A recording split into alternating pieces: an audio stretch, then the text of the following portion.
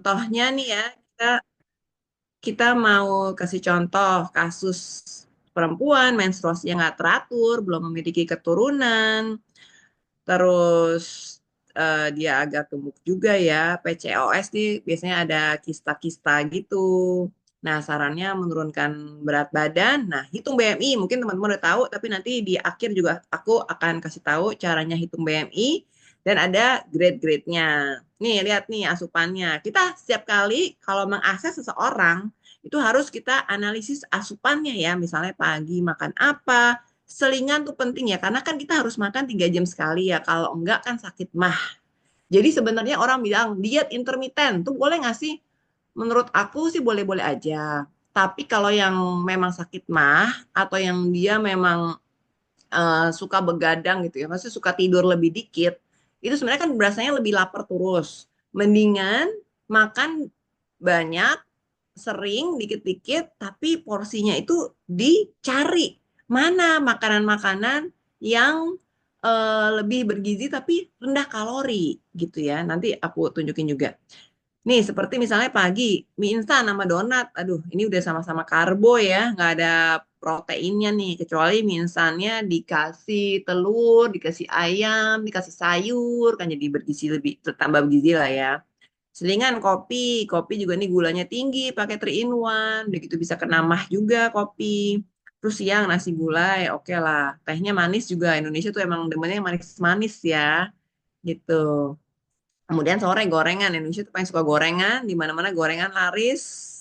Sebenarnya kalau gorengan, kalau sebenarnya ada sekarang pilihan air fryer ya. Kalau mungkin buat tempat-tempat restoran atau kafetaria tertentu bisa pakai air fryer, jadi nggak digoreng. Tentunya rasanya mungkin sedikit berbeda. Biasanya mereka kasih spray sedikit minyak, dioles minyak, kemudian di fryer atau di grill. Sebenarnya bisa juga tuh pakai oven ya, jadi dipanggang aja. Sebenarnya bisa juga matang, jadi nggak usah kebanyakan minyak. Malam, terus odeng. Odeng nih sangat tepung, karbo. Martabak juga karbo. Jadi kalau kita lihat di sini nih, proteinnya tuh cuma di nasi gulai doang. Sama mungkin gorengan ya. Kalau gorengannya itu juga protein. Kalau gorengannya tempe mah oke gitu ya. Atau tahu gitu ya. Kalau minyaknya bukan jelantah.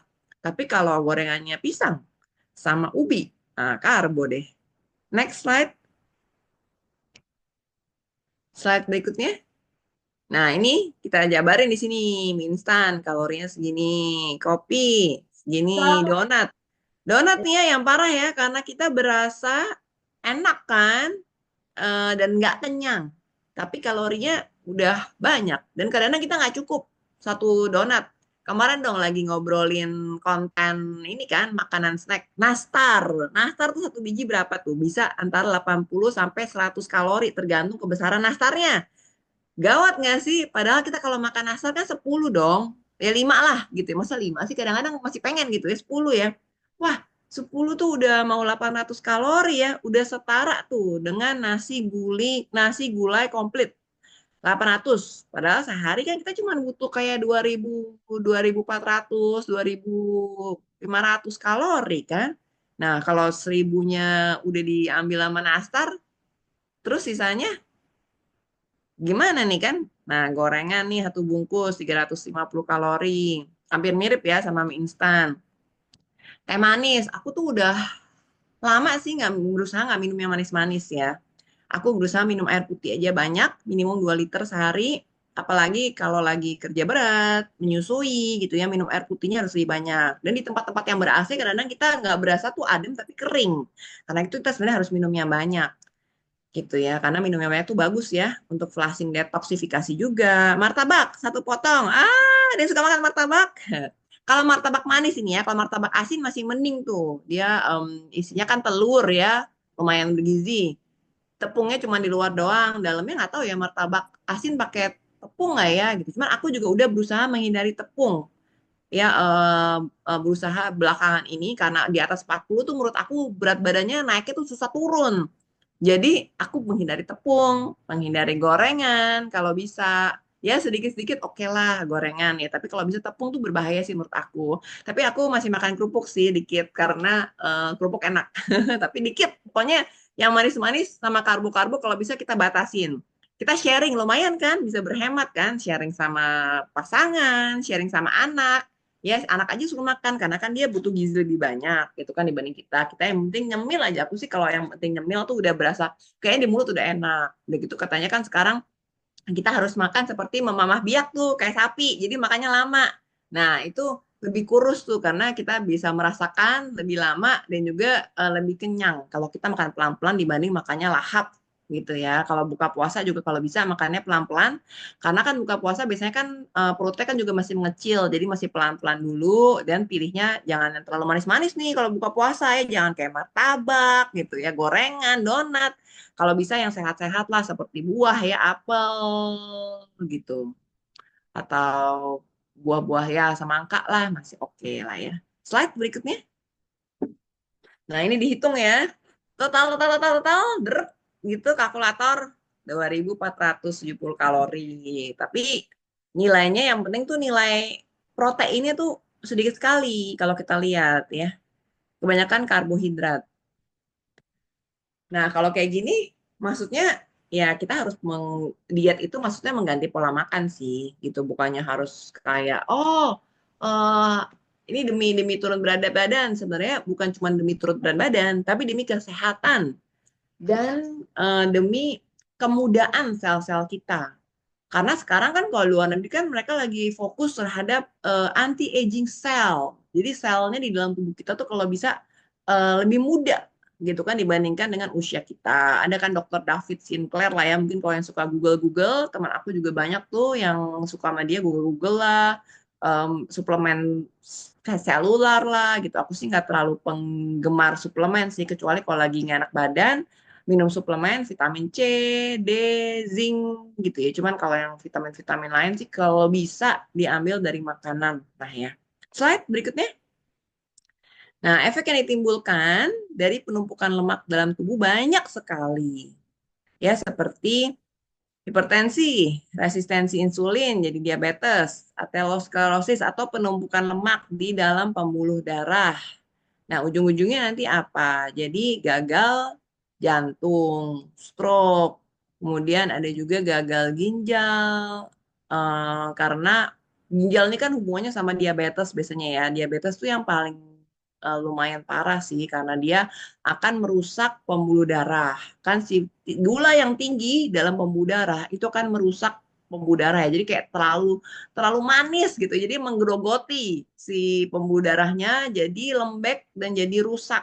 Jadi dia gampang kan misalnya kejeduk itu berdarah susah sembuh lagi gitu ya. Makanya bisa terjadi gangren kakinya sampai mati karena kan suplai pembuluh darahnya udah nggak ada karena pembuluh darahnya rusak. Jadi dia nggak dapat oksigen dan nutrisi yang bagus ke sel-sel sampai ke ujung kaki misalnya.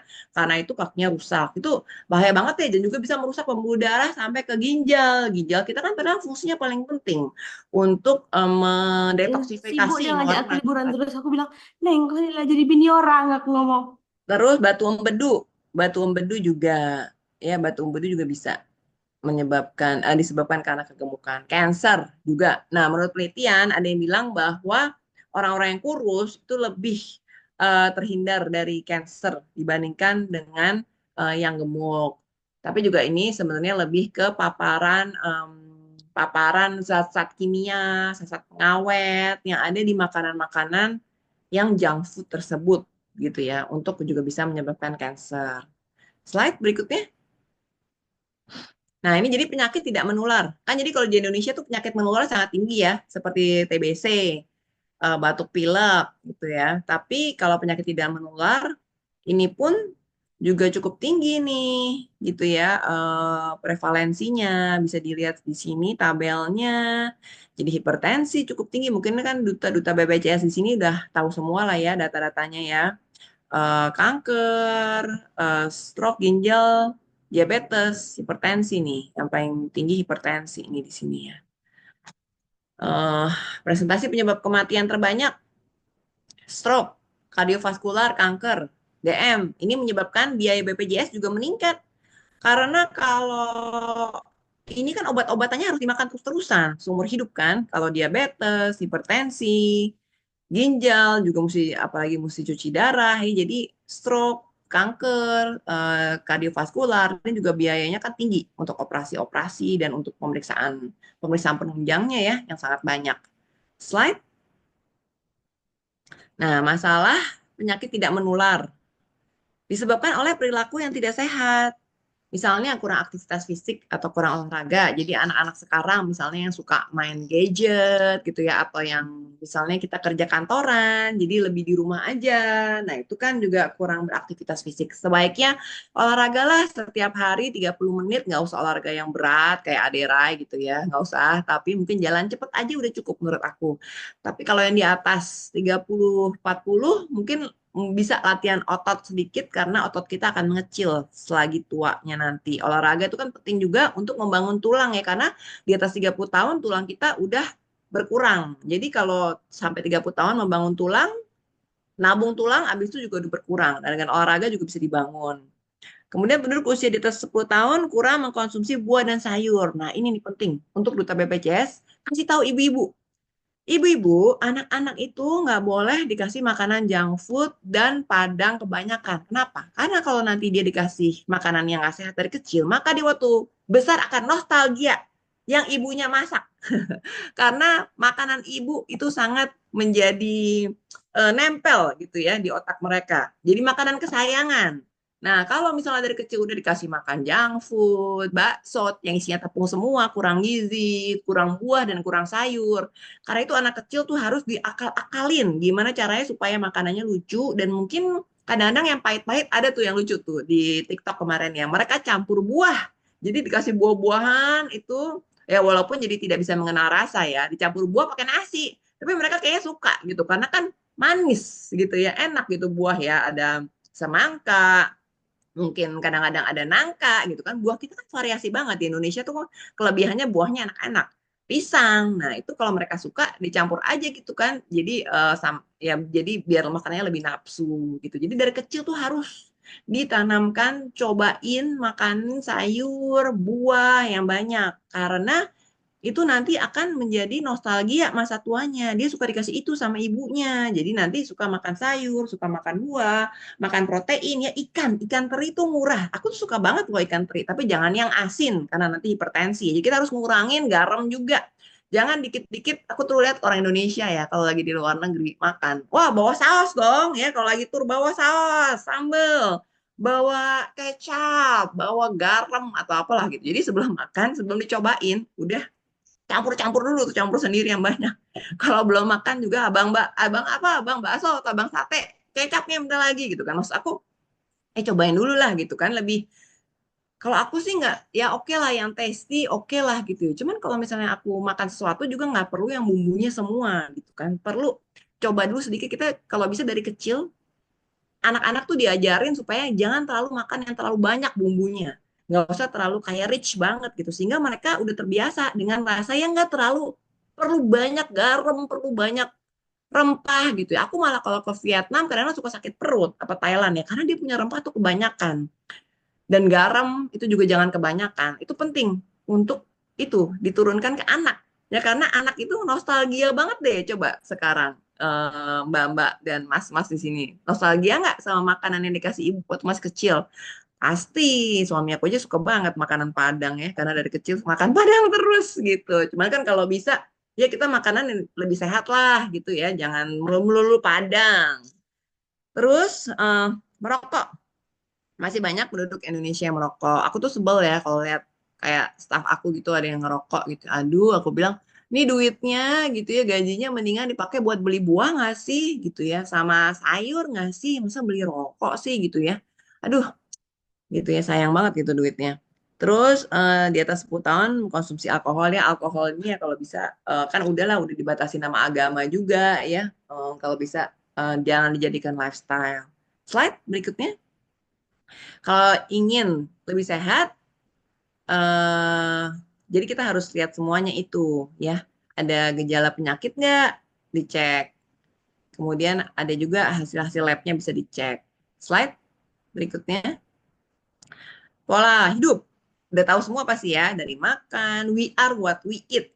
Istirahat harus cukup kalau bisa 8 jam sehari, 6 sampai 8 jam karena kalau nggak tidur cukup, kita kelaparan. Aduh, aku tuh kalau kurang tidur ya yang ada lapar, makan gitu ya, pengen makan. Kemudian aktivitas fisik 30 menit jalan kaki yang biasa aja.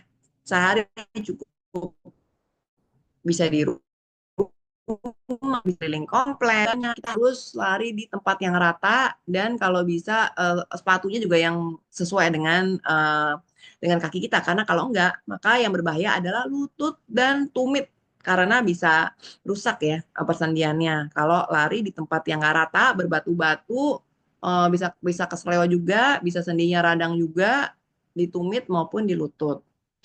Manajemen stres, ini penting ya, walaupun kita banyak tekanan, tapi tetap harus memanage stres kita. Jadi kita perlu me time, kadang-kadang melakukan hal-hal yang halal gitu ya, bukan me time yang nggak halal ya, jadi me time yang halal, membaca, berolahraga juga termasuk me time, terus misalnya mau suka joget-joget sendiri, ya atau joget sama sama temen, atau saling pijetin suami istri, kan menambah kemesraan tuh. Nah itu juga bisa jadi me time berdua gitu ya. Jadi walaupun ngurus anak di rumah pusing, ngurus keluarga, tapi juga tetap harus ada me time buat diri sendiri, bisa baca buku sendiri, atau dengerin musik, atau main musik.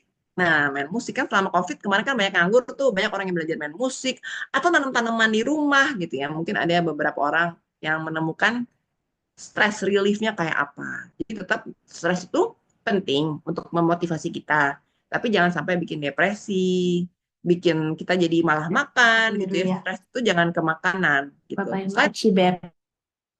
Slide berikutnya. Nah, tujuan mengatur diet, mencukupi kebutuhan energi, mengendalikan gula darah, lemak, menjaga berat badan ideal, bantu mengatasi, mengendalikan penyakit, menjaga sistem imun tubuh, membantu meningkatkan kualitas hidup. Slide. Ini udah pada tahu semua. Slide berikutnya.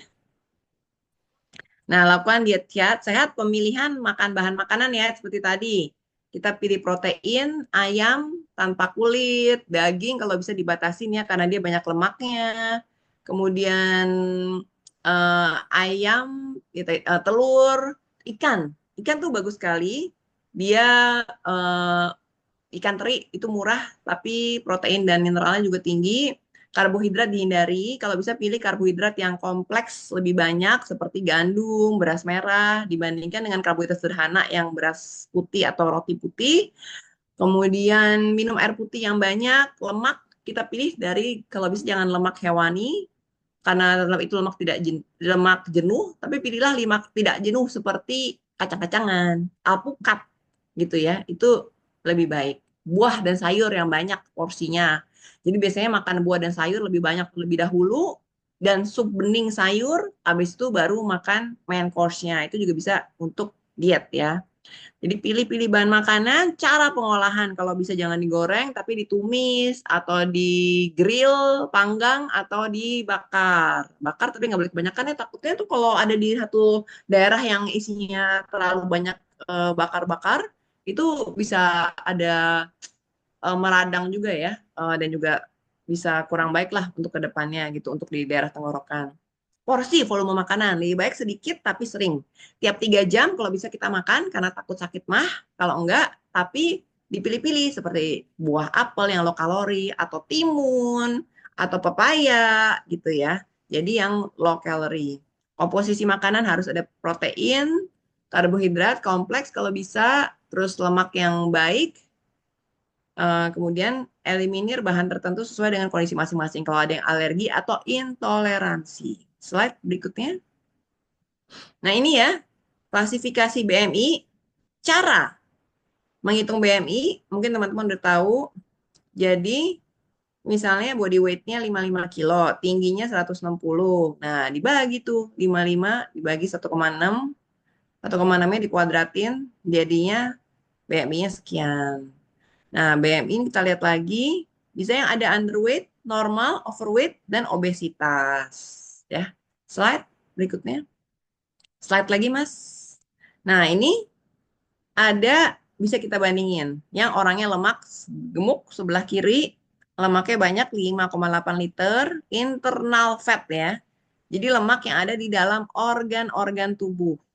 Kalau yang sebelah kanan ini yang kurus. Jadi kan kelihatan tuh di scan lemaknya lebih sedikit dibandingkan dengan yang orang yang obes. Nah, kalau obes tuh lemaknya di mana-mana tuh, ada yang di bawah kulit, ada yang di dalam organ, di dalam organnya itu juga bisa numpukin lemak tuh, gitu ya. Slide. Nah, ini otot.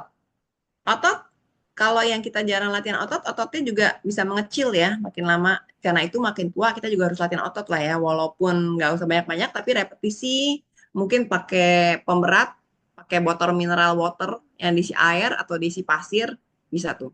Untuk membesarkan otot kita. Agar kita nanti kalau udah tua nggak bungkuk gitu ya, dan masih kuat untuk melakukan aktivitas sehari-hari. Slide. Nah, ini ada timbangan. Timbangan yang untuk diet sebenarnya ini mahal.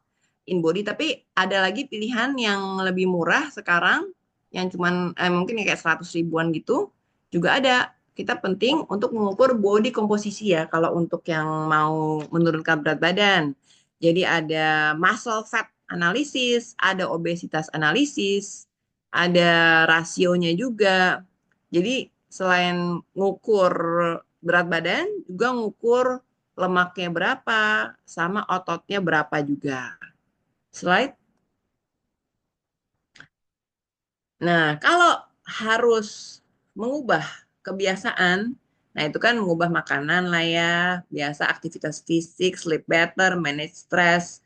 Nah, kalau memang masih nggak bisa juga dengan diri sendiri, nah sebaiknya kita ke dokter, gitu ya. Nanti bisa juga konsul ke dokter gizi juga, gitu ya, bisa ke dokter umum juga, karena banyak banget yang faktor yang menginfluence weight loss, seperti umur, behavior, kadang-kadang orang yang punya pemikiran-pemikiran tertentu yang nggak bisa dirubah, yang dia kayak kekeh gitu ya, harus makan gorengan. Teman aku tuh banyak tuh yang aku bilangin, iya nggak usah makan gorengan gitu, gitu. Tapi dia kekeh, aduh nggak enak deh kalau nggak makan gorengan gitu ya, nggak mau, pokoknya kekeh gitu ya, mikir harus makan ini makan itu. Padahal kan kita sebenarnya makan kan juga ya urusan rasa aja lah ya. Abis itu di dalam perut kan semuanya sama, di blender kan sama si gaster kita kan. Jadi sebenarnya cuma urusan taste bud doang nih, lidahnya doang nih, memuaskan lidah nih. Urusan makanan kita kan sebenarnya. Body komposisi, changing food supply, diet komposisi, ekonomi, medikasi, obat-obatan ya, kadang-kadang juga bisa ada orang yang memang perlu obat untuk bisa menurunkan berat badan karena dia ada penyakit-penyakit kan, diabetes, hipertensi, kolesterol, genetik juga, terus mikroba yang ada dalam usus juga tidak mendukung, hormon juga bisa menyebabkan gangguan, insulin resistensi, insulin sensitivity, ya banyak yang mempengaruhi ya. Jadi kadang-kadang mesti ke dokter nih, dokter gizi lah gitu ya untuk diakses. Kenapa sih dia gemuk gitu kan? Kenapa nih nggak turun-turun berat badannya? Oh, ada beberapa kasus yang ke dokter gizi temen aku. Jadi memang misalnya nggak turun-turun berat badan, tuh misalnya ada olahraga yang salah atau tipe makanan yang salah. Jadi misalnya dia olahraganya tuh harusnya angkat muscle, membesar-besar otot. Tapi dia olahraganya malah kardio, yang jalan aja. Nah, itu kadang-kadang harus diakses juga dengan si timbangan yang tadi dan dilihat sama dokter gizinya, gitu ya. Jadi harus diakses. Kadang-kadang ada orang yang memang harus diakses sama dokter gizi, jadi juga mungkin kadang-kadang nggak bisa diet sendiri aja. Slide. Nah, juga misalnya ada problem-problem lain dalam kesehatan, juga harus check up ke dokter. Obat, dan juga perubahan pola hidup. Slide. Nah, ini ya, makan. Tinggal dilihat kanan dibanding yang kiri. Nah, itu bisa. Udah tau lah pasti semua Duta BPJS di sini ya, makanan yang sehat ya, sayur, buah, dibandingkan junk food tentunya ya, processed food, roti, sebelah kiri gorengan. Nah, itu ya. Kalau misalnya untuk anak-anak sih mungkin nggak apa-apa nih makan yang banyak tepung-tepungan karena anak masih beraktivitasnya banyak dan dia butuh tumbuh tentunya. Tapi jangan lupa perlu protein juga. Kalau mau udah tua nih, udah kita nggak tumbuh lagi nih, nah kita perlulah diet low karbo gitu ya. Tapi kalau untuk orang-orang yang memang kerjanya petani, mencangkul, nelayan, yang butuh konstruksi, yang butuh tenaga banyak, yang apa-apa lah tetap makan karbo gitu ya. Tapi kalau bisa tetap harus ada protein karena dia kan perlu regenerasi sel setiap harinya. pembangunan sel. Slide. Pola makan sehat, nih tentunya udah tahu semua. Slide. Udah tahu lah ya, Duta BPJS gitu loh. Udah harus tahu semua. 55 dari total kebutuhan energi adalah karbohidrat ya. Kalau bisa karbohidratnya yang kompleks dibanding ini yang sederhana. Kemudian 10-15% adalah protein. Kalau bisa lebih sehat sih yang nabati ya, tahu, tempe. Itu dan lemaknya kalau bisa yang dari lemak tidak jenuh, kacang-kacangan, alpukat gitu ya. Tapi kalau anak-anak sih nggak apa-apa sih. Menurut aku agak di loss aja nggak apa-apa makan tepung-tepungan. Tapi jangan kebanyakan yang manis ya, karena dia nanti kan kebiasaan lagi tuh nostalgia ya. Kalau yang manis-manis, tepung yang masih misalnya kayak dicampur pakai daging gitu ya, masih nggak apa-apa gitu kan. Atau mau ditepung pakai telur gitu, roti pakai telur gitu ya, nggak apa-apa gitu ya. Oke, slide berikutnya. Serat.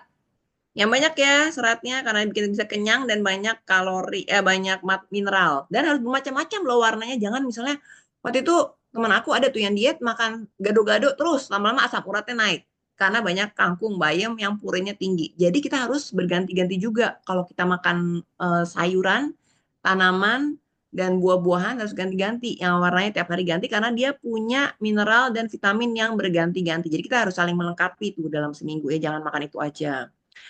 Terus serat baik membantu untuk menurunkan kadar lemak, bantu proses pencernaan, membentuk massa feses sehingga buang air besarnya lancar dan detoksifikasi dalam tubuh racunnya semua keluar ya kalau kita buang air besarnya teratur. Makanya kenapa orang yang minum obat-obat diet yang beli di pasaran marketplace, aku tuh nggak suka banget ya. Aku tuh nggak suka perutnya melilit, kemudian dikeluarin, buang airnya sehingga keluarnya dehidrasi karena banyak kan yang keluar cairan dan kita jadi kurusnya karena itu aku nggak suka banget tuh kayak fiber-fiber gitu ya. Lebih baik makanlah makanan yang tinggi serat jadi dia pasti udah dengan sendirinya buang air besarnya lancar dan teratur. Kemudian membantu absorpsi karbohidrat perlahan-lahan menstabilkan gula darah gunanya si serat meningkatkan kebiasaan makan serat secara perlahan bisa menimbulkan rasa tidak nyaman di tubuh kalau kebanyakan kan kalau serat kan jadi jangan fiber-fiberan yang ini deh yang instan deh gitu ya lebih baik yang buah dan sayur aja karena kalau buah dan sayur itu biasanya kita udah cukup kenyang jadi segitu aja kalau fiber kan kita bisa minum yang banyak tuh cuman serbuk kan yang ada sakit perut melilit nggak bisa tidur sih kalau aku udah gitu dehidrasi deh. Oke, terus cairan harus cukup ya 2 liter sehari dan kalau bisa aku tuh air putih lebih banyak deh. Teh tuh juga kadang-kadang ada kafeinnya, ada tehinenya, bisa mempengaruhi saraf-saraf juga ya. Dan dia kan juga harus didetoksifikasi dalam tubuh kan kalau cairan-cairan yang berwarna. Apalagi kalau yang manis-manis itu udah bikin diabetes ya dan kalorinya tinggi. Tadi kan kopi aja 150 kalori kalau ada gulanya. Oke, slide pembatasan cairan tuh kalau penyakit tertentu lah ginjal atau gimana ya. Nah, yang hindari dibatasi natrium, garam dapur. Jadi kalau ngangetin makanan, oh ya, teman-teman kalau ngangetin makanan Padang, dicampurlah air lagi ya, ditambahin air. Karena kalau enggak, airnya berkurang, jadi dia yang ada kebanyakan garamnya. Jadi harus kalau misalnya mau manasin makanan tuh harus tambahin air lagi. Walaupun katanya makin kental makin enak lah ya. Cuman jadi nggak sehat nanti jadi makanannya. Terus makanan minuman dalam kemasan, kalau bisa dihindari, kenapa? Karena biasanya tinggi pengawet, pemanis, asin-asinannya juga lebih tinggi. Jadi kurang sehat. Makanan diolah apalagi karena biasanya nutrisinya sangat kecil, kebanyakan tepung dan bahan-bahan kimianya. Makanan lemak, jenuh yang dari daging-dagingan ya dan karbo simple itu kalau bisa dihindari untuk orang tua, untuk anak kecil nggak apa-apa tapi jangan terlalu terlalu asin, terlalu manis itu lebih baik dihindari ya. Jadi yang rasanya cukup agak netral-netral. Es krim kalau buat anak-anak masih oke lah karena dia kan ada susunya ya. Jadi untuk pertumbuhan masih bagus. Hindari olahan tepung ya, hamburger, pizza. Tapi kalau buat anak-anak masih oke lah menurut aku nih kan pizza juga banyak proteinnya, ada dagingnya juga, ada ini cuman ya emang olahan aja sih. Kalau bisa bikin pizza yang daging-dagingnya lebih nggak olahan ya lebih bagus lah. Burger gitu ya dagingnya bukan olahan gitu, lebih dari telur isinya, sayur-sayuran gitu, burger is okay. Sebenarnya kalau burger itu yang kurang bagus tuh ada dagingnya, karena dagingnya banyak lemaknya dan dia diambil kan dari daging-daging sisa ya, bukan daging utuhan. Jadi ya daging sebenarnya kalau buat anak kecil hamburger masih oke, yang penting dagingnya itu mungkin bisa diganti telur atau daging yang lebih sehat, atau diganti ayam gitu kan sekarang banyak kan. hamburger yang dari ayam, dari ikan gitu yang dibikin sendiri sama ibunya di rumah. Jadi kalau dibikin di restoran tuh kadang kita nggak tahu ya pemrosesannya gimana, ingredientnya berapa, apa aja. Slide. Nah, ini contoh-contoh pengaturan porsi. Ini yang normal sebelah kiri, yang obesitas tuh ya kebanyakan. Nah, pokoknya kita makan tuh jangan banyak-banyak deh. Kalau anak kecil sih nggak apa-apa ya, makan lebih banyak ya, karena dia kan butuh beraktivitas, butuh tumbuh dan berkembang. Sampai 18 tahun, 19, 20. Tapi abis itu, kalau bisa jangan banyak-banyak makan gitu ya, apalagi umur 30 ke atas, apalagi kalau BMI-nya udah melebihi dari normal. Nah, itu harus jaga-jaga, langsung siap siaga. Cuci tangan pakai sabun, aktivitas fisik 30 menit sehari, yang ringan-ringan aja, jalan cepat nggak apa-apa. Minum air 8 gelas sehari, pantau berat badan, dan gula, garam, lemak dibatasin, terutama kalau udah agak kegemukan. Ya, slide. Nah, kondisi khusus. Ini kadang-kadang ada yang harus kita konsul ke dokter gizi untuk makanan-makanan penyakit tertentu. Kolesterolnya tinggi, ya hindari sumber kolesterol apa aja, kayak kuning telur. Terus aku tuh dulu suka makan telur yang kecil-kecil tuh, telur ikan yang banyak di restoran Jepang itu juga bahaya banget ya, kolesterolnya tinggi. Terus daging-dagingan, lemak jenuh. Nah, ini kalau yang trigliserid tinggi, trigliserid itu ternyata itu juga dari tepung. Jadi dari karbo, bukan cuma dari lemak ya. Kalau trigliserid darah kita tinggi, makanya sumbernya tuh harus tepung juga dikurangin kalau trigliserid tinggi. Kalau diabetes, penyakit diabetes, jam makan harus dijaga. Jangan sampai malam-malam banget ya. Makan harus dihindari jam 7 terakhir nih misalnya, jam 7 malam. Hindari karbohidrat sederhana, perbanyak serat, hindari tepung-tepungan. Hipertensi, hindari natrium lah. Kanker, stroke, penyakit jantung, gangguan ginjal harus mungkin konsultasi ya ke dokter untuk makanannya apa. Slide. Nah, slide. Diet sesuai kondisi tubuh. Aktivitas fisik dianjurkan 30 menit sampai 60 menit sehari, yang ringan-ringan nggak apa-apa. Slide. Slide lagi, ini mungkin contoh-contoh makanan, pilih yang mana? Nah, pilih tentunya yang mengandung bahan alami. Ya, coba ya kita lihat kanan dan kiri. Nah, karbohidratnya sama ini. Jadi kan ini capcay ya, pakai nasi. Sama ini banyak tepung-tepung lah, pempek ya. Kayaknya pempek ya. Ya, proteinnya, lemaknya, kolesterolnya nih, tapi nih yang kanan tinggi nih ya, karena mungkin ada jeroan, ada kuning telur. Terus yang kiri seratnya lebih tinggi ya, karena dia banyak sayur-sayuran. Vitamin mineralnya juga lebih tinggi gitu ya. Protein juga, protein sama ya ini ya. Protein adalah ada daging-dagingannya dikit kayaknya di kanan dan kiri. Ada ikan-ikan juga, seafood juga. Karbohidrat sama-sama ya, karena ada nasi dan sama-sama ada bakmi juga. Di kanan ada tepung. Slide. Nah, bila ada masalah-masalah, harus dietnya tuh di bawah pengawasan dokter. Jadi nanti aku juga lagi menciptakan satu konsultasi gizi bareng dokter gizi yang bisa online. Jadi siapapun dari luar kota itu bisa melakukan konsultasi online dengan dokter gizi dan nanti kita akses.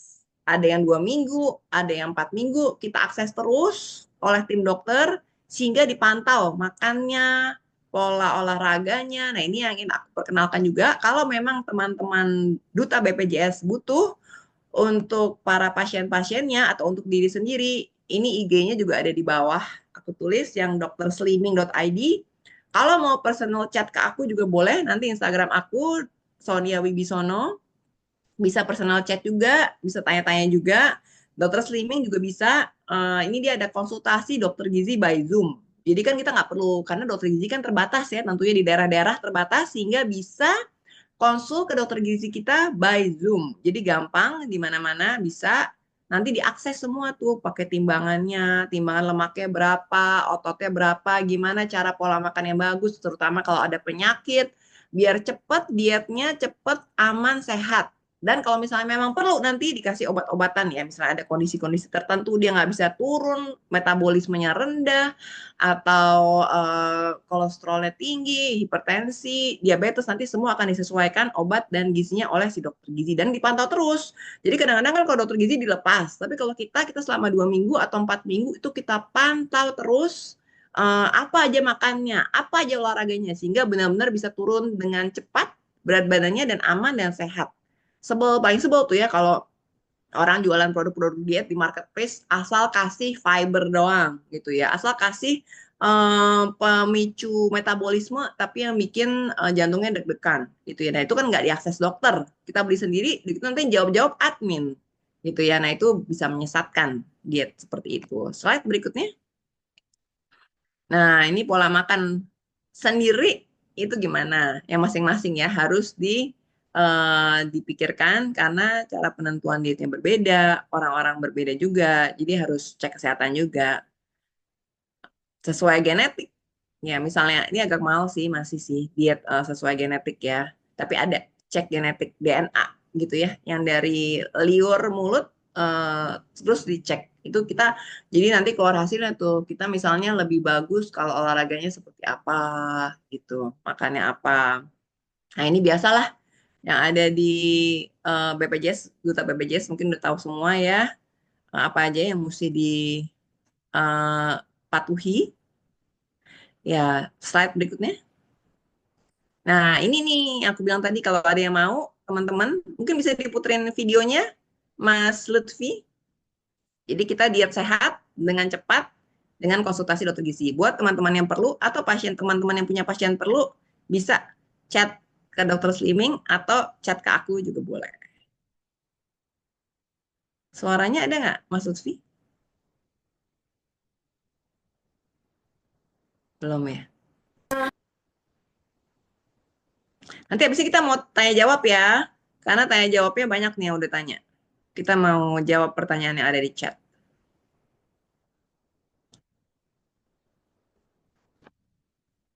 Suaranya nggak keluar, Mat Lutfi. Jadi ini dokter gizi kita, aku berpartner sama dokter gizi untuk mencarikan solusi yang terbaik untuk yang mau menurunkan berat badan dengan cepat, tapi eh, aman, sehat. Jadi nggak cuma konsumsi fiber-fiberan aja. Konsultasi online bisa kapan aja, di mana aja, dan bisa turun 4 sampai 5 kilo dalam sebulan. Sebenarnya bisa lebih cepat sih ini kalau misalnya memang orangnya teratur dan disiplin. Ya, nggak ada suaranya, Mas Lutfi. Mungkin bisa dibantu audionya, bisa di-on. Di IG kita, drslimming.id, juga banyak live, udah ada live, bisa ditonton juga. Itu udah direkam semuanya untuk edukasi gizi ke masyarakat. Buat teman-teman yang tertarik juga, bisa bisa ngelihat live streamingnya, ada di Instagram, drslimming.id. Itu jadi tujuan kita untuk menyehatkan masyarakat Indonesia untuk makan makanan yang bergizi, mengubah pola makan sehingga bisa turun berat badan dengan cepat tapi aman dan sehat. Apakah suaranya udah bisa, Mas Lutfi?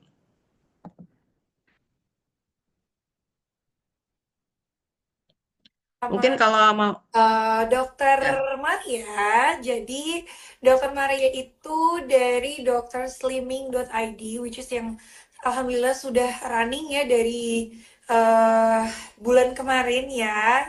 Dan alhamdulillah responnya itu positif banget. Juga customernya udah banyak banget ya dok ya, alhamdulillah ya sekarang ya. Dan bahkan dari Banget. dari banyak menyebar dari seluruh Indonesia ya. Iya bener. Dan senangnya itu banyak banget yang berhasil, banyak banget yang berhasil dietnya di drslimming.id ini. Padahal ini bisa konsultasinya itu online. Terus juga kita bisa bareng-bareng supaya saling support, supaya bisa proses untuk nurunin berat badan, keterbatasan waktu atau nggak mau keluar rumah jauh-jauh ribet apa mau apa namanya booking dokternya atau segala macam, ini bisa jadi pilihan ya. Jadi bisa aja cek Instagramnya yang lagi live bareng sama aku ini, Oh no, hilang lagi suaranya. sleeping.id. Di situ banyak banget informasi ya, atau Mas bisa Lutfi, langsung hubungin 08 lagi suaranya.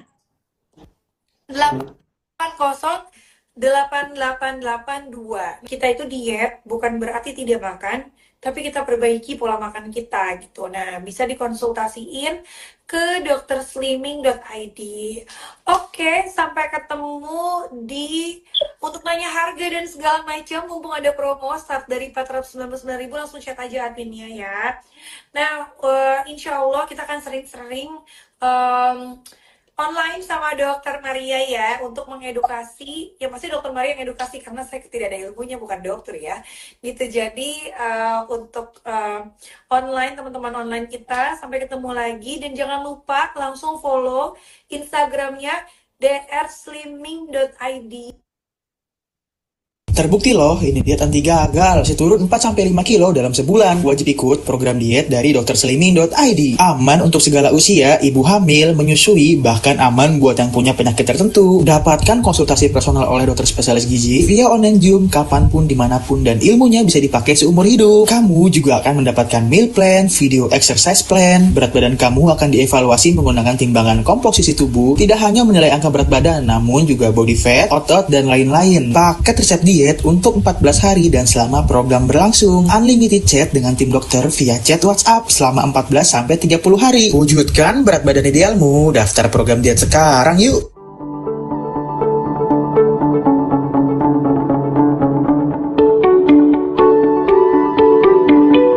Kita juga ada afiliasi ya, afiliasi program. Jadi buat rute BPJS yang ingin bekerjasama dengan Dokter Slimming untuk membantu menyebarkan edukasi, ini juga bisa.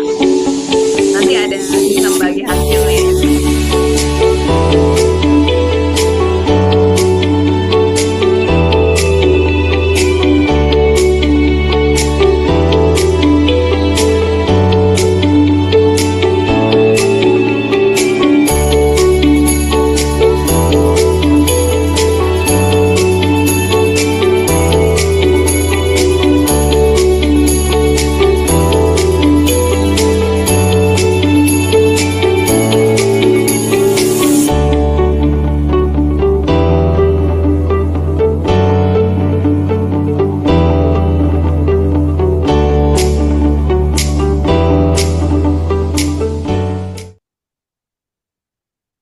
Ya, jadi kita ada program afiliasi juga. Kalau ada yang mau menyebarluaskan untuk sosialisasi gizi ini dari Dokter Slimming, juga nanti kita bisa bikin Zoom seperti ini sama-sama dengan komunitas masing-masing. Ada sistem bagi hasil juga atau referral. Oke.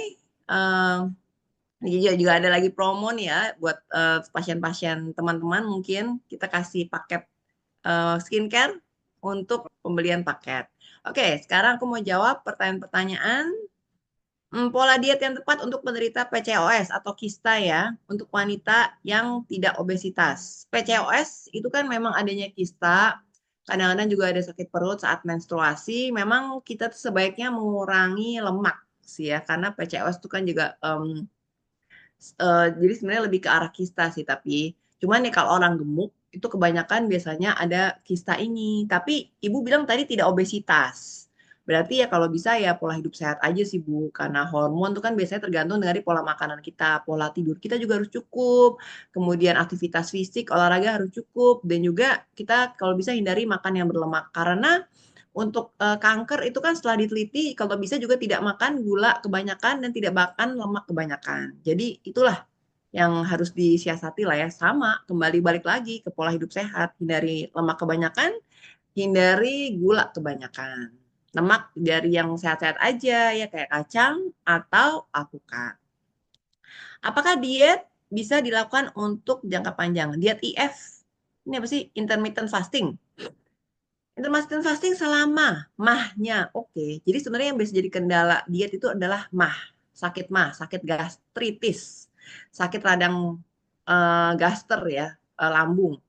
Selama mahnya masih oke, ya udah nggak apa-apa gitu. Tapi kalau kita mahnya tuh udah terganggu ya, sakit mah, sakit ulu hati ya, kalau bisa makannya tiap 3 jam. Tapi tadi porsi-porsinya yang pilih rendah kalori. Kemudian tips diet yang bagus di bulan puasa supaya berat badan tidak naik. Nah itu, jadi harus kalau makan pertama pas buka itu nggak kalap. Jangan kalap makan yang manis-manisnya terlalu tinggi ya, kayak santan, terus beras hitam, beras apa ketan hitam, terus candil ya. Menurut aku kalau kita ada kan kolak kolak pisang. Nah, kolak pisang itu mendingan lah ya, tapi juga jangan banyak gitu ya, kayak satu mangkok gede gitu jangan. Dikit-dikit lah kolak pisang gitu. Kemudian kurma juga jangan kebanyakan, tapi bagus dia kurma antioksidannya tinggi. Kemudian pilihlah buah-buahan ya, mungkin salak, apel itu low kalori, jadi bagus. Kemudian sayur-sayuran. Nah, bisa tuh kayak timun pakai kecap gitu ya. Itu juga boleh untuk berbukanya. Jadi jangan terlalu manis. Kemudian makannya juga jangan terlalu kalap. Jadi makannya juga tetap dibatasin dan juga tetap dipilih gitu ya, kayak proteinnya tinggi, jangan kebanyakan santan, jangan kebanyakan gorengan, terus nasinya juga jangan banyak-banyak, tapi minum air putih yang banyak karena kita selama buka puasa sampai sahur itu harus mencukupi kebutuhan harian air yaitu 2 liter sehari. Jadi penting banget, nggak boleh kurang cairan. Penting ya, minum air banyak-banyak ya. Kalau misalnya takut bangun-bangun, pipis, ya minum airnya di awal-awal. Kalau gitu, pas jam buka puasa, sampai tidur tuh ya jam 9 gitu ya, atau pas sahur juga kalau bisa sih ya banyak lah minum airnya sehingga bisa total 2 liter tuh. Itu karena kita biar berasa nggak dehidrasi. Kemudian kalau puasa mau olahraga itu sebaiknya mendekati buka puasa ya, karena kalau siang-siang bisa lemes dan nanti kurang cairan tuh kalau olahraga siang-siang ya. Jadi dan juga kalau pas puasa ya sebaiknya habis sahur terus tidur lagi. Jadi tetap tidur yang cukup kalau bisa tuh penting, karena kalau enggak akan kelaparan, rasanya lebih lapar gitu. Jadi penting untuk mengatur pola makan yang tetap sehat. Jadi ibu di rumah yang siapin makanan buka puasa dan sahur itu kalau bisa juga sehat, jangan yang kebanyakan gorengan gitu ya, jangan yang kebanyakan junk food, makanan olahan, tapi baliklah ke makanan tradisional Indonesia. Indonesia tuh sebenarnya kaya banget loh sama makanan yang sehat, tahu, tempe. Di luar negeri tempe tuh nggak ada ya. Sampai di Eropa tuh laku banget, mahal tempe karena dia tuh sangat bergizi. Ikan teri, aku suka banget ya, ikan-ikanan dibakar, jadi nggak usah digoreng kan, nggak usah gurame goreng terus, bikin ikan bakar lah gitu kan. Seafood sih kolesterolnya tinggi sih, mendingan ayam lah ya gitu. Ayam dibakar, jangan semuanya digoreng deh pokoknya ya kalau bulan puasa nanti. Kemudian orang hipertensi, hipertensi ya pasti harus hindarin garam ya, garamnya dikit, dan kalau kalau mau ngangetin makanan dikasih air lagi biar enggak jadi thick gitu, jadi kental banget. Nah kalau kental tuh pasti garamnya udah sangat tinggi sekali. Dan hipertensi jangan minum kuah yang asin-asin, micin gitu ya, dikurangin lah. Makanya yang sebenarnya makanan orang hipertensi sama diabetes tuh agak mirip. Jangan yang terlalu manis dan terlalu asin, dan jangan kebanyakan aja. Pokoknya kalau kita pengen sesuatu yang terlalu manis atau asin, ya dikit lah, nyemil lah. Abis itu sisanya kasih lah buat istri, suami, atau anak ya. Jadi maksudnya sharing.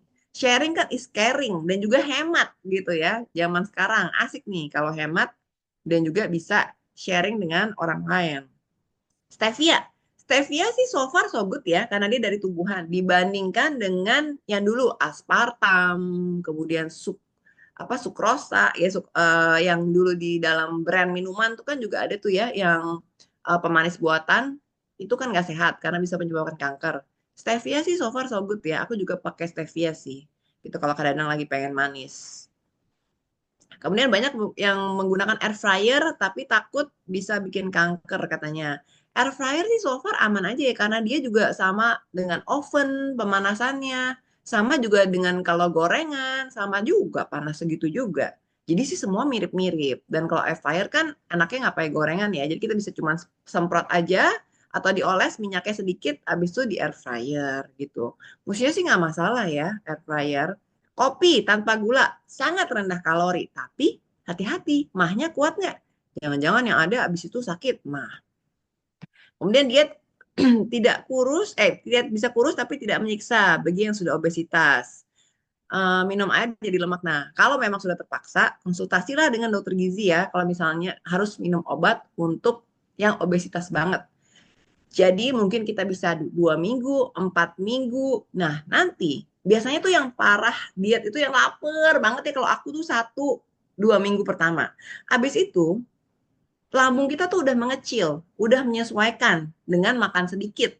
Jadi udah nggak apa-apa tuh makan lebih sedikit dan makannya udah kebiasaan lebih sehat kalau udah diatur polanya oleh dokter gizi. Jadi pertama kita investasikan dulu untuk konsultasi dokter gizi. Nah, habis itu baru kita bisa diet sendiri karena habis itu kayaknya udah lebih gampang karena udah pola hidupnya menyesuaikan, lambungnya itu juga udah lebih kecil. Karena itu buat yang nggak bisa sama sekali diet tuh ya, kayak minum jadi air. Nah, ini waktunya untuk ke konsultasi ke dokter gizi. Karena nanti akan diarahkan, dan kita bukan cuma konsultasi sekali ya ke dokter streaming ya, tapi 2 minggu sama 4 minggu itu kita pantau terus sehingga orangnya bisa disiplin dengan pola makan yang baik. Pola makan nanti kita tanya dulu, makan tiap hari apa gitu kan, olahraganya apa, tidurnya cukup nggak. Jadi benar-benar dipantau dengan supaya nggak stres, supaya happy, supaya nggak menyiksa dietnya, tetap aman, tapi tetap sehat. Dan kalau udah terbiasa nih, dengan pola seperti itu, dan kalau perlu dikasih obat ya, kalau udah terbiasa 2-4 minggu, seterusnya Alhamdulillah, mudah-mudahan bisa gampang dietnya. Jadi nggak susah-susah kayak minum air jadi lemak gitu ya, jadi udah bisa lah menyesuaikan. Gitu. Terus pertanyaannya konsultasi ke dokter gizi dan minum obat dulu. Apa nih? Ingin bertanya kalau cheating day yang benar seperti apa ya? Em, Cheating day itu maksudnya minum makan yang manis ya, maksudnya mungkin ya, sama makan yang berlemak ya. Sebenarnya kalau sekali-sekali tuh nggak apa-apa sih. Aku sih tetap makan. Kalau yang manis gitu ya, berlemak nggak apa-apa. Tapi jangan kebanyakan, terutama yang manis ya. Jangan kebanyakan deh. Jadi kayak aku bilang tadi, sharing sama teman-teman, sharing sama keluarga. Jadi kita jangan, sebenarnya sih jangan rakus sih itunya. Apa topiknya tuh jangan rakus aja. Kalau kita habisin semua, tentu aja kayak gimana sih kayak masukin sesuatu yang nggak berguna gitu cuman demi kebutuhan si lidah doang, sedangkan si perut dan usus kan sama aja, mereka juga ya demi happy happy aja sih gitu. Cuma menurut aku happy bisa didapat dari yang lain ya, nggak usah dari makanan manis gitu kan. Gitu pola diet yang paling bagus keto. Nah, keto aku tuh pernah coba juga tuh diet keto, tapi kolesterolnya jadi tinggi loh, terus jadi kayak sakit pundak gitu, sakit punggung. Jadi emang menurut aku diet keto tuh buat orang yang nggak cocok, emang terlalu tinggi lemak gitu kan, kayak makan daging-dagingan, makan telur, makan keju gitu. Tapi kalau daging aja sih kayaknya masih oke ya. Tapi kalau kebanyakan, jadi kayak diet nggak seimbang sih menurut aku ya kalau keto. Jadi cuma lemak aja. Padahal kan tubuh kita butuh protein juga, butuh terutama serat dari buah dan sayur, dan butuh mineral juga kan, vitamin dari buah dan sayur itu. Jadi penting banget sih menurut aku buat diet seimbang. Kalau mau keto-ketoan ya makan ikan lebih banyak, makan daging maksudnya ya, daging atau ya ikan ada lemaknya, sehat juga sih. Tapi tetap ada proteinnya ya oke lah ya, keto-ketoan, keto campur protein ya. Tapi kalau keto doang, aduh menurut aku nggak seimbang banget ya, dan takutnya nanti bikin lemak tinggi, kolesterol, stroke, jantung ya balik situ lagi deh, gitu ya. Nah, bebestak. Nah, bebestak balik lagi deh, kita harus timbang timbangan yang tadi ada visceral fatnya berapa, massa ototnya berapa. Jadi bisa diakses oleh dokter gizi 2 minggu aja. 2 minggu 4 minggu aja, habis itu pasti udah bisa sendiri karena tubuh kita udah menyesuaikan dengan pola makan dan lambung kita juga udah menyesuaikan. Berapa kalori total yang harus kita konsumsi per hari? Antara 2.000 sampai 2.500 tergantung dari aktivitas kita. Kalau kita makin berat, tentunya banyak yang lebih diperlukan. Gitu. Ini udah banyak yang jawab nih dari duta-duta yang lain. Jenis air minum mana yang lebih baik untuk orang yang diet? Air mineral atau demineral? Demineral tuh maksudnya filter ya. Jadi air filter itu bagus juga. Air mineral bagus juga. Sekarang ada air yang pH-nya tinggi. Nah, itu bagus juga. Kalau aku sih kayak minum air campur-campur deh gitu ya. Jadi kayaknya biar kadang-kadang tubuh kita tuh juga nggak terlalu jenuh. Jadi di rumah aku tuh airnya campur. Ada air yang filter, ada air yang galon, mineral. Gitu. Jadi kayak kita biar nggak terlalu jenuh gitu sama satu air itu aja ya. Karena sebenarnya kan kita juga nggak tahu ya kadang-kadang air galon kita itu dari mana asalnya. Ada yang air filteran, ada yang bilang katanya dari air gunung, tapi kagak tahu gitu ya gunungnya gunung mana gitu kan. Jadi ya udahlah, kita yang penting airnya air sehat, tidak terkontaminasi. Jangan air pam diminum ya, tentunya harus direbus Dan juga kalau ada yang punya filteran, lebih bagus pakai filter. Sekarang udah banyak dijual filter. Dan air mineral juga kadang-kadang nggak apa-apa. Air pH tinggi juga bagus. Ya, kadang-kadang ya campur-campur lah. Yang penting jangan air kotor. Jangan air mentah diminum tentunya. Materinya boleh dong di-share. Nanti yang mau boleh DM ke aku atau DM ke drslimi.id atau WA boleh ya. Tuh WA juga boleh nanya-nanya WA-nya ya. Di sini bisa juga. Ini sebenarnya aku mau nggak tahu nih bisa nggak ya BPJS ya kalau misalnya mau kerjasama untuk yang obesitas ya mungkin mungkin aku mau kerjasama sama asuransi dulu sih karena asuransi mungkin kan kalau BPJS kan mungkin agak berat ya kalau yang obesitas mungkin kan bisa di puskesmas tapi kalau yang punya teman asuransi mau kerjasama sama kita boleh juga nih gitu ya untuk mengobati obesitas karena biasanya habis check up pasti banyak yang obes tuh jadi biar asuransinya nggak rugi bayarin penyakit stroke penyakit jantung penyakit ginjal diabetes hipertensi kolesterol yang mahal-mahal, yang obatnya dikasih terus, mendingan refer ke kita aja. Buat kita analisis, kita hilangkan obesitasnya, turunkan berat badannya, hilangkan penyakitnya, penyakit metabolismenya, sehingga dia bisa jadi lebih sehat. Kalau ada yang mau kolaborasi, yang referral, bisa bagi hasil, mau ada yang affiliate, boleh ya, langsung jangan ragu-ragu, WA, DM aku, boleh. Diet yang bagus untuk usia di atas 50 tahun seperti apa? Ibu harus cek ginjal. Bapak Ibu harus cek ginjal. Kalau ginjalnya masih bagus, ureum kreatininnya bagus, GGF-nya bagus, it's okay untuk makan banyak protein. Karena protein itu bagus untuk regenerasi sel. Kita kan pengen awet muda ya. Tiap hari kita pasti ada sel yang rusak, kita tidur, kita perlu regenerasi mengganti sel kita menjadi lebih baru lagi awet muda. Nah, itu kita butuh protein. Tapi tentunya harus minum air putih yang banyak karena semua protein disaring di ginjal. Jadi ginjalnya juga nanti akan bertambah berat fungsinya, jadi harus minum air putih yang banyak. Dan harus periksa diabetes, karena diabetes itu sangat bahaya, merusak pembuluh darah yang ada di seluruh tubuh termasuk di ginjal. Jadi kalau ada diabetes, ada sakit ginjal, nah itu harus beda lagi tuh dietnya, harus rendah gula, harus rendah kalori, harus rendah protein gitu. Tapi selama sehat semua, nggak ada diabetes, nggak ada penyakit ginjal, nah itu bolehlah diet tinggi protein dan juga low kalori. Dan minum air putih yang banyak, buah dan sayur tetap harus paling banyak. Oh iya, tadi lupa, untuk puasa, sebelum makan makanan utama, minumlah air dulu dan sayur dan buah terlebih dahulu dan juga ini apa namanya sup bening yang isinya sayur-sayuran tuh bagus banget untuk mengenyangkan, untuk bikin nggak mah karena perut kita anget-anget gitu enak pakai sup kaldu ya, jangan pakai micin, kaldu ayam, kaldu daging itu bagus untuk angetin perut dan biar perutnya tuh terrelaksasi jadi nggak langsung blok gitu makan banyak.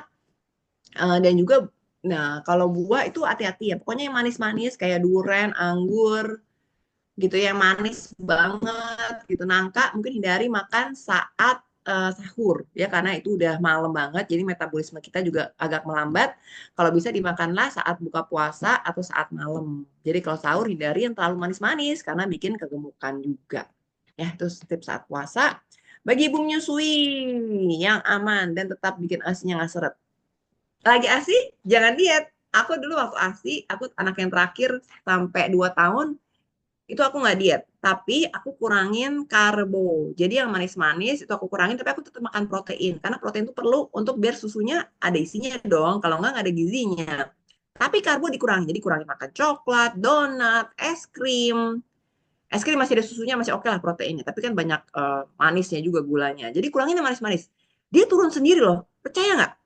Jadi sebulan tuh turun sekilo. Jadi lama-lama dalam 2 tahun itu, ya mungkin aku kayak 6 bulan pertama makan lah sebanyak-banyaknya apa juga dimakan ya yang manis-manis ya mungkin makanlah oke lah kalau ada susunya kalau ada kejunya gitu ya aku masih makan 6 bulan pertama tapi abis itu tuh aku mulai kurangin yang banyakan manisnya itu dikurangin turun sendiri menyusui sebulan turun sekilo padahal nggak diet jadi kan tetap keluar asinya tuh kan udah keluar kalori tuh juga kita nggak makan yang manis-manis aja. Nah, itu pasti turun sendiri. Jadi jangan diet kalau lagi ASI, kasihan anaknya. Tetap harus makan protein, sayur-sayuran, buah-buahan agar gizinya bisa ke anak. Karena penting banget loh, anak yang ASI-nya lebih banyak, ternyata lebih sehat. Aku anak pertama, ASI-nya 6 bulan, anak kedua 9 bulan, anak ketiga 2 tahun. Nah, itu efek loh, yang alhamdulillah sih, yang terakhir jauh lebih tinggi dan lebih sehat gitu. Jadi waktu kecil juga lebih nggak sakit-sakitan gitu. Efek menurut aku ASI. Jadi buat teman-teman di sini, ibu-ibu terutama dan yang untuk mengedukasi masyarakat, ASI itu penting banget dan jangan diet selama ASI. Tapi nanti setelah 6 bulan kurangin yang manis-manis boleh. Terus jenis makanan yang mengandung protein tinggi dan buah. Oh, protein tinggi tadi kan yang murah, ayam tanpa kulit, ikan-ikanan, ikan teri, tahu, tempe. Itu sangat bagus protein dari nabati. Kalau yang dari daging itu dia lemaknya tinggi juga. Jadi sebenarnya kurang sehat ya. Em, telur putihnya oke. Kuningnya buat yang kolesterolan sebaiknya dihindari atau yang gemuk. Buah yang mengandung elektrolit. Buah tuh mengandung vitamin dan mineral. Bukan, ya mineral tuh elektrolit sih sebenarnya. Buah semua mengandung. Dan buah itu kalau bisa campur-campur warnanya tiap hari. Dan jangan sama. Karena dari situlah akan mendapatkan mineral dan vitamin yang berbeda-beda untuk kebutuhan gizi yang maksimal. Apa faktor utama yang menyebabkan seorang sulit menurunkan berat badan meskipun sudah mengurangi asupan kalori, berolahraga rutin? Bagaimana dampak stres dan kurang tidur? Wah, panjang nih ya. Aduh, oke. Faktor utama yang menyebabkan seorang sulit menurunkan berat badan. Bisa penyakit, metabolismenya rendah, dan juga kebiasaan makan yang tidak sehat, pola pikir yang kekoh, nggak mau makan yang sehat. Kadang-kadang memang perlu obat sih. Genetik juga bisa. Kadang-kadang perlu dicek itu berapa lemak di organ dalamnya, berapa ototnya, sehingga apa yang harus dilakukan. Pola makannya harus apa? Harus lebih banyak protein atau lebih banyak lemak sehat atau olahraganya lebih banyak yang membangun otot tuh harus diakses oleh dokter gizi sih gitu. Kadang-kadang memang perlu obat karena secara genetik mungkin ada gangguan metabolisme, itu bisa juga. Kurang tidur, efek banget kurang tidur ya. Kalau stres itu sebenarnya pengaruh kebiasaan. Kalau stres itu bisa melampiaskan atau enggak dengan me time tadi, melakukan hobi-hobi yang halal gitu ya, bermain musik, membaca buku, bisa menghilangkan stres itu. Tidur. Nah, tidur ini sangat berhubungan sama hormon. Ya, hormon tadi, grelin, leptin, dia akan meningkat. Tentunya kalau kita kurang tidur. Karena itu sebaiknya cukuplah tidur. Karena kan untuk bangun-bangun sel juga lebih bagus kalau cukup tidur. Terus apa kesalahan umum yang metode diet yang cepat merusak metabolisme yang itu tadi, fiber menurut aku ya, atau yang terlalu banyak fiber tapi yang banyak dan juga fiber kan bisa jadi ususnya kan juga jadi nggak bagus ya, bakteri ususnya juga jadi nggak bagus, bakteri baiknya, kemudian crunch crunch otot ususnya juga jadi terpaksa tuh sama si fiber, jadi bikin mulus gitu kan, bikin keluar ototnya tuh dipaksa gitu kan sama si fiber yang dijual di pasaran. Jadi fiber sebaiknya dari sayur dan buah aja yang natural. Jadi aku tuh agak gak suka ya fiber yang dipaksa gitu dari minum karena dia bikin buang air besarnya terlalu jadi melilit, jadi dehidrasi pula, ngeluarin airnya jadi terlalu banyak. Kita ya normal-normal aja lah, yang natural lah, yang dari inilah, dari apa sayur sama buah gitu itu paling bagus. Tuh, apalagi kalau obat diet yang nggak dikontrol oleh dokter, beli sendiri di marketplace itu bisa bikin metabolismenya cepat, biasanya isinya kopi ya, itu bisa deg-degan juga gitu ya, dan juga kena mah kalau memang nggak cocok. Bagaimana naikin jadi berat badan naik kembali, ya itu diet pingpong. Jadi kalau diet pakai dokter gizi, kita bisa disesuaikan pola makannya, pola olahraganya, dan bisa dikasih obat juga, dan setelah 4 minggu tuh tubuh kita udah menyesuaikan, habis itu kita bisa diet sendiri gitu. Tapi kalau yang masih nggak bisa, mungkin bisa lanjut lagi sih gitu. Tapi kalau yang diet yang asal-asalan dan beli sendiri di marketplace itu kan kadang-kadang habis pakai, kalau udah kan kalau makannya kita tetap yang nggak sehat dan tetap yang pola hidupnya juga nggak sehat, olahraganya nggak sehat, ya pasti naik lagi lah gitu ya.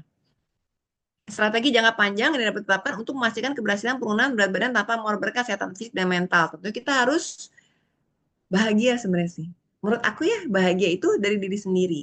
Jadi jangan bahagia kita bergantung dengan orang lain ya.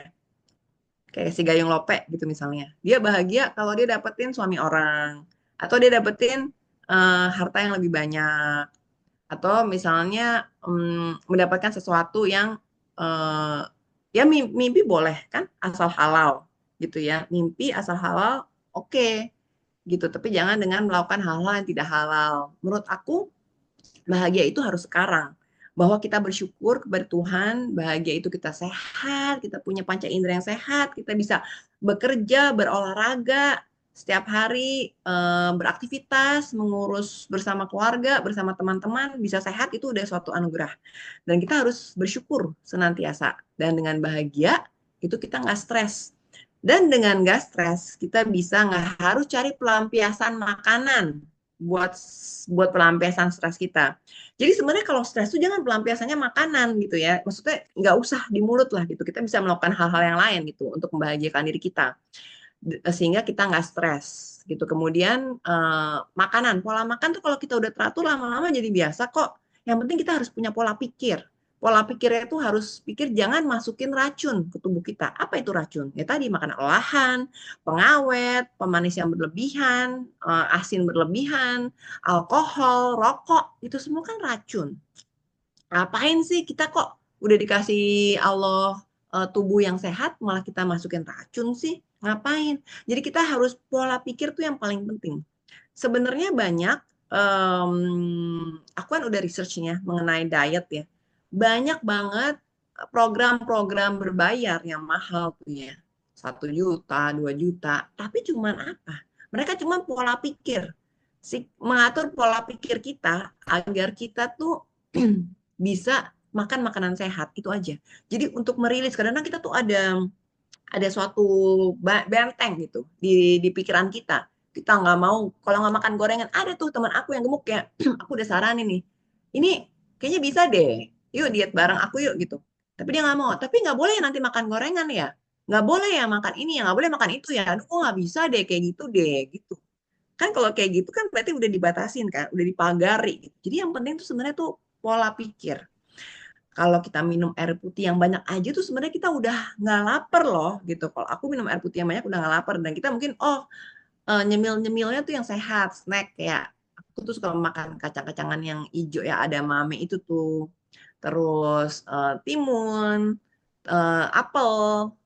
Jadi snack-snack tuh sebenarnya kita nggak harus bahagia dari makanan yang junk food sih gitu sama gorengan gitu ya. Karena itu cuman masalah taste bud doang. Kalau taste bud ini bisa kita kalahkan dengan otak pikiran kita, menurut aku sih bisa long lasting lah gitu untuk shaping gitu ya. Memang sih mungkin ada orang-orang tertentu yang udah kebablasan jadi obes, jadi memang harus di mindsetnya tuh diluruskan kembali nih. Nah itu mungkin bisa dengan dokter gizi kita gitu ya. Kalau misalnya nggak sanggup sendirian gitu. Aku berat badan waktu kuliah, waktu SMA tuh 52. Tapi sejak aku memang orangnya sih nggak terlalu kayak harus makan ini makan itu. Kadang-kadang tergoda sih kalau ada kue gitu ya, kue yang enak. Wah, suka tergoda tuh. Aku suka manis soalnya. Tapi aku berusaha menyiasati untuk makan dikit-dikit aja. Jadi kayak kue, aduh dikit aja gitu kan. Jadi nggak terlalu kebanyakan gitu. Berat badan sudah turun, gimana caranya biar tetap stabil? Aku jadi waktu habis kuliah, terus kan aku turunin karena aku harus masuk TV, jadi harus lebih kurus. Tapi karena di atas 40, aku jadi kayak kempot, jadi aku naikin lagi. Tapi sampai sekarang aku masih stabil, jadi aku masih bisa pakai baju-baju aku kuliah. Caranya mindset. Jadi it's all about mindset. Jadi sebenarnya ibu bapak di sini duta BPJS bisa mengedukasi diri sendiri dan juga keluarga dan masyarakat sekitar dengan merubah mindset. Yaitu edukasi, edukasi, edukasi. Itu yang paling penting sih. Untuk tadi we are what we eat, yang kita masukin itu jangan racun. Gitu aja sih. Kita harus minum air putih yang banyak, pola hidup sehat, karena kita kan mau pikir masa depan. Pasti kan kita kalau kita menabung uang aja kan untuk masa depan. Masa kita nggak mau menabung kesehatan? Gitu kan kalau nanti tua, misalnya udah punya uang banyak, tapi kita harus masuk rumah sakit.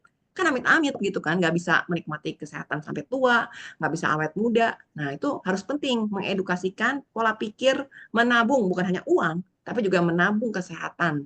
Itu penting banget agar kita tetap bisa sehat di masa tua nanti. Kita tetap bisa enjoy waktu bersama cucu, bersama anak-anak, bersama keluarga, teman-teman, ya bukannya amit-amit ya di rumah sakit gitu ya, udah mahal.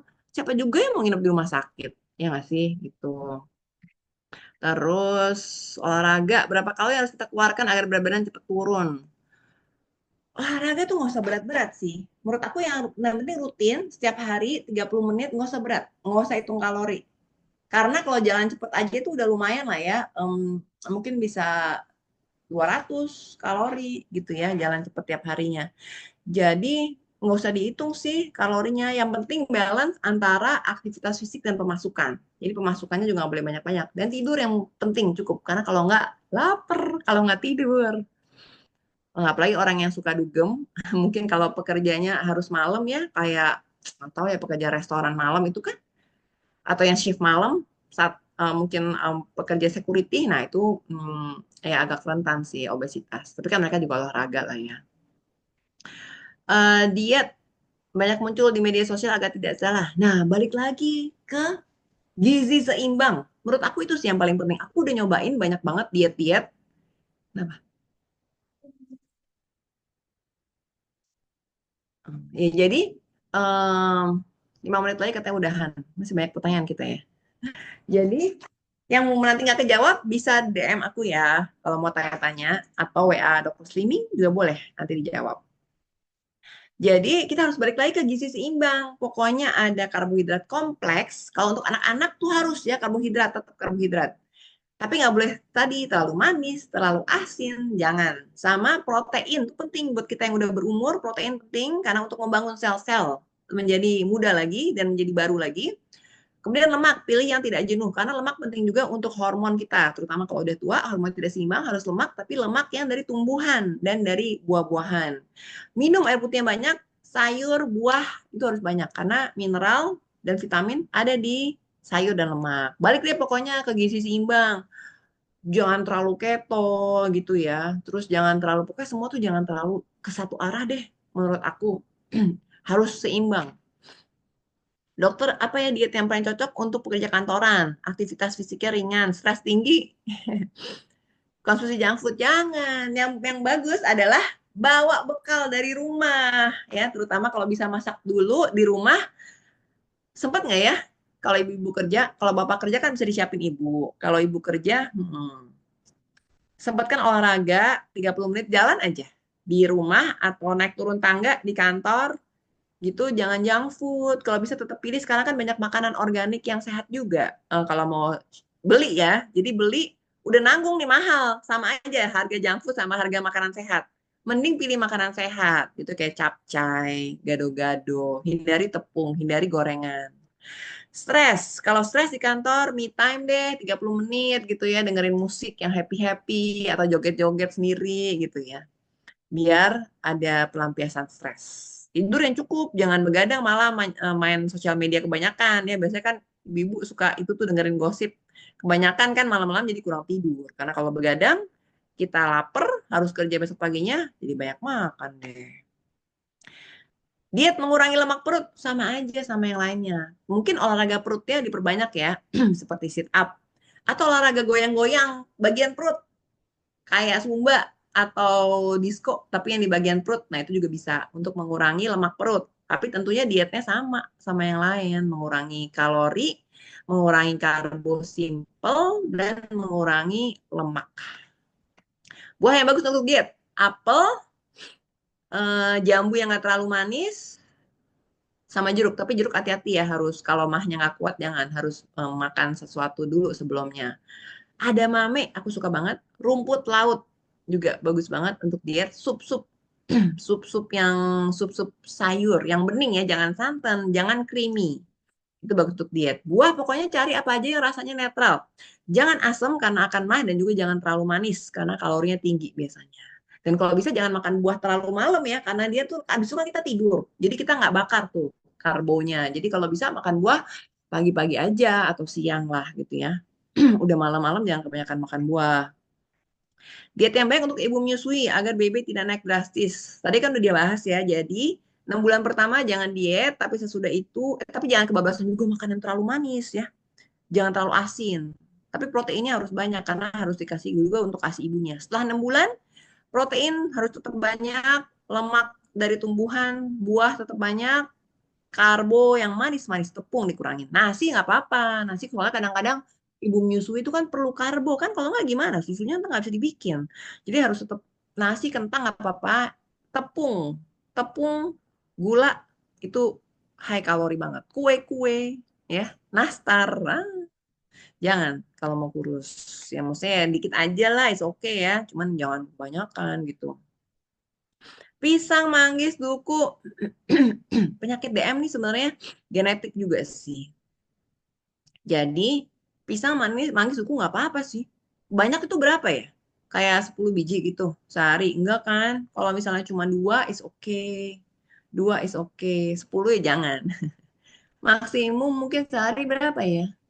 2 lah.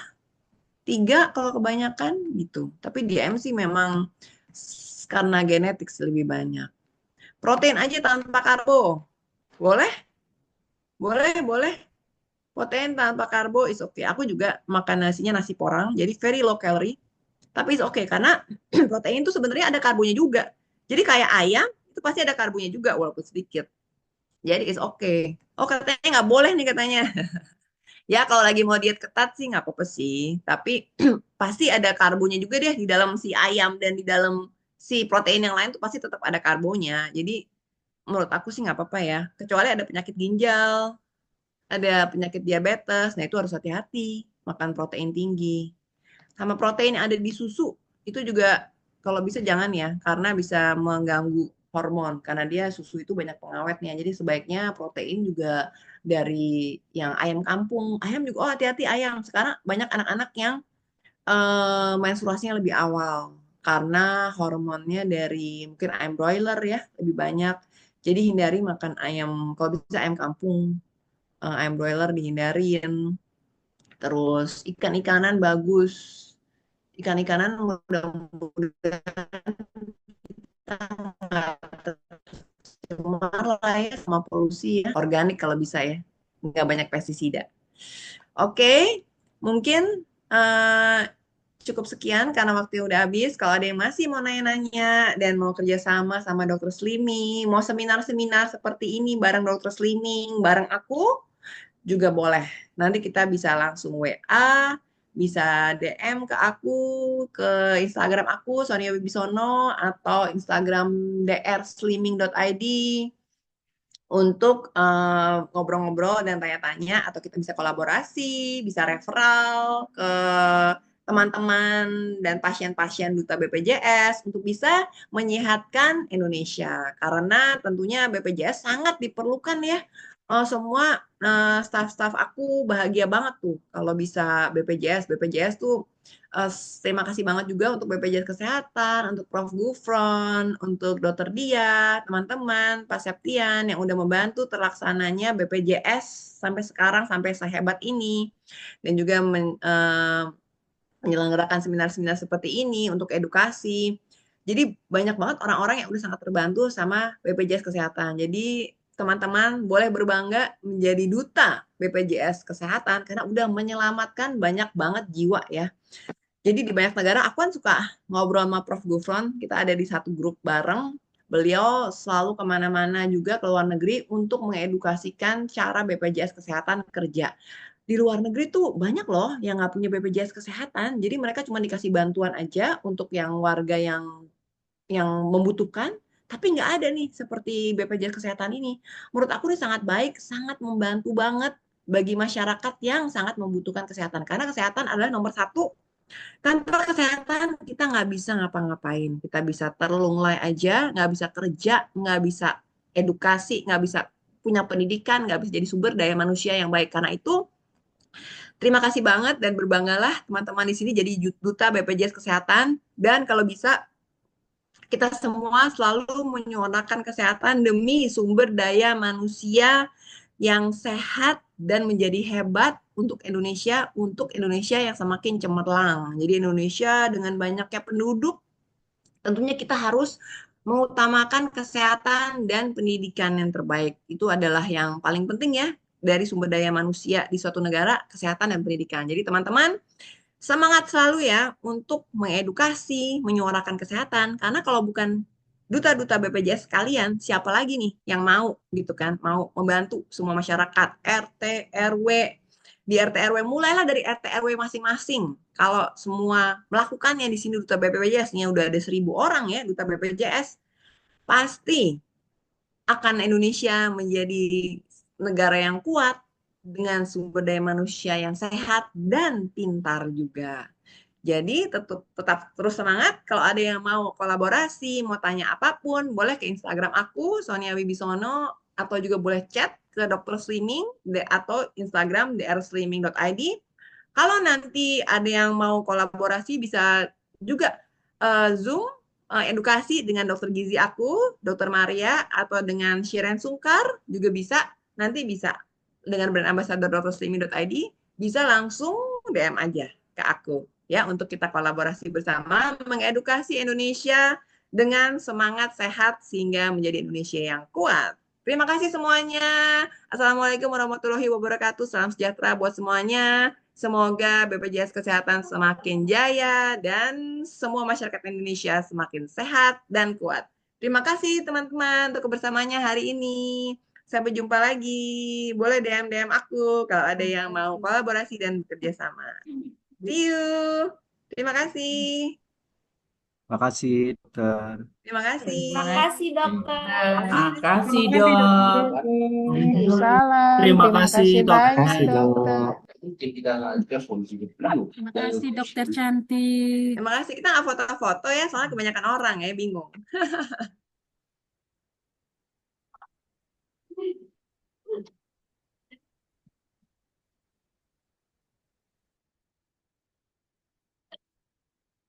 Jadi,